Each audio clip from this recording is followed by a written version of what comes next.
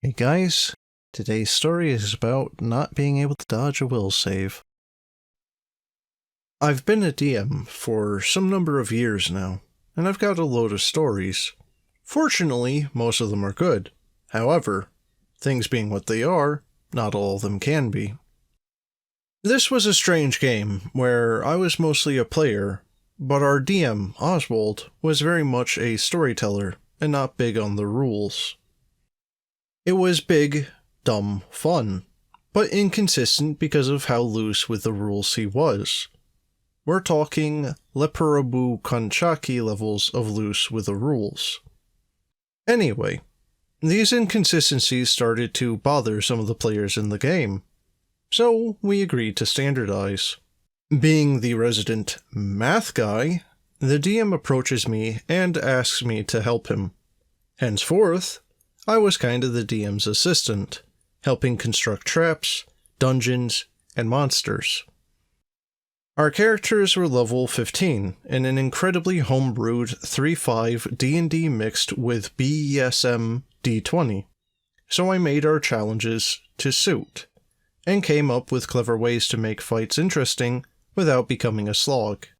Enter the scenario, and our problem player, Todd. Todd was, at the time, one of the few people who could drive. He brings everyone over to my place, the only location suitable for play. And we get started exploring a cursed jungle temple. Our first big encounter was simple. A pit trap that dropped us into a chamber full of trash and refuse, with a monster inside of it. Basically ripped straight from A New Hope, minus the compacting walls. The floor opened, and in tumbles our party. Todd, playing a rogue, naturally manages to land more upright than not. In the corner of the chamber was a special monster which was basically an upscaled Chool with some Mind Flayer thrown in, namely the Mind Blast ability. Also, for some reason, my autocorrect wanted to change that to incest, and now I'm disturbed.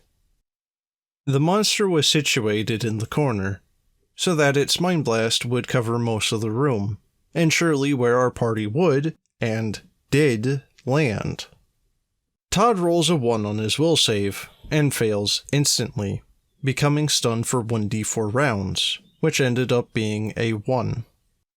That shouldn't happen, he says. We inquire why. There's a multitude of house rules and magic items flying around, so it's possible he had something. I'm too fast. I took blinding speed. Or something like that. Which makes me really fast. Well, no, that wouldn't apply in this case. You're waist deep in water and muck, and also it's a will save, not a reflex save. But I'm fast. It should be a reflex save. Well, even if it was, it's still a 1, so you'd fail, irregardless. No, I only rolled a 1 on a will save, not a reflex save. At this point, the DM and I are kinda getting flustered, and Todd is straight annoyed. Then changes his argument that his speed is so great, it should either be an attack roll, or just completely miss him entirely. At some point, we put our feet down, and tell him that's tough. It's only 1 round, and he argues again. He tries to take his turn anyway, and his brother, who was another player, pipes in and tells him to drop it. Todd loses it. He shouts at us, accusing us of sabotaging his character concept and ganging up on him. So, he stands up, he tears his character sheet in half, storms up the stairs, slams the door on his way out, and then drove off.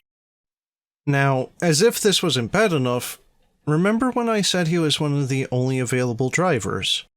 He threw this fit and stormed out, and in doing so, stranded the DM, his brother, and his girlfriend there at my house. The session basically ended there, and we had to hang out for a few hours before my parents got back and I could drive everyone home. Well guys, The first thing I really have to think about is how did this guy have a significant other for any span of time?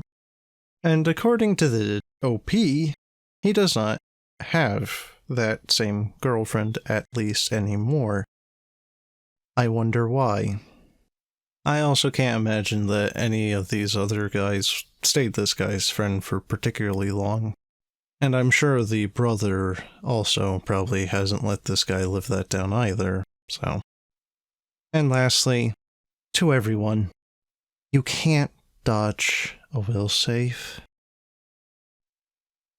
But in any case, guys, that's the end of the video. I hope you enjoyed, and if you have a story that you'd like me to narrate, let me know. And as always, thanks for watching, and have a good one.